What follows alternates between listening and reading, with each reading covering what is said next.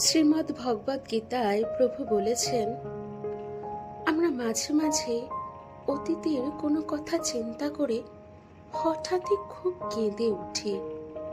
কারণ আমরা আমাদের মনকে অতীতের কথা চিন্তা করে অতীতে নিয়ে যেতে বাধ্য করি। কিন্তু প্রভু বলেছেন, প্রভু স্বয়ং ইচ্ছাকৃতভাবে এই পৃথিবীতে আমাদের জন্য ক্লেশ তৈরি করার ব্যবস্থা করে রেখেছেন, যাতে আমরা ভেতর থেকে সবাই শক্ত হতে পারি এবং যে কোনো কঠিন পরিস্থিতির সাথে মোকাবিলা করতে পারি এবং অবশেষে জয়লাভ করতে পারি। তাই তার উপর ভরসা রাখলে তিনি কখনোই বিফল হতে দেন না। রাধে রাধে।